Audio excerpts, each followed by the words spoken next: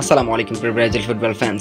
দর্শক, গত কিছুদিন আগে থেকে কিন্তু ম্যানচেস্টার সিটির গোলরক্ষক এডারসনকে নিয়ে কিন্তু অনেক গুঞ্জন উঠেছিল যে সৌদি প্রো লিগের ক্লাব আল নাসের আল ইত্তিহাদ তাকে কিন্তু কিনেই ফেলছে রীতিমতো।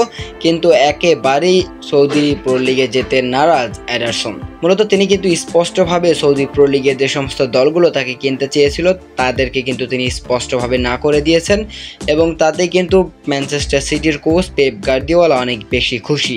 তাই তো পেপ গার্দিওলা ম্যানচেস্টার সিটির এই গোলরক্ষককে নিয়ে বলেছেন, এডারসন ম্যানচেস্টার সিটি ছেড়ে উদযাপন করবেন না, তাকে ছাড়া এই বছরগুলো অসম্ভব হবে। গোলরক্ষক সৌদি আরবের আল নাসের এবং আল ইত্তিহাদের সঙ্গে আলোচনায় ছিলেন এবং একটি পর্যবেক্ষণ বিবেচনা করেছিলেন, তবে তিনি ক্লাবেই থাকবেন।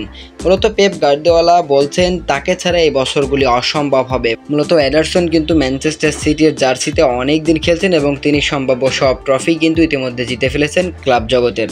তো ম্যানচেস্টার সিটির এই গুরুত্বপূর্ণ এই গোলরক্ষককে কোনোভাবেই হাতছাড়া করতে চান না পেপ গার্দিওলা, এবং সেজন্যই কিন্তু তিনি এই কথাটি বলেছেন যে তাকে ছাড়া এই বছরগুলো অসম্ভব হবে।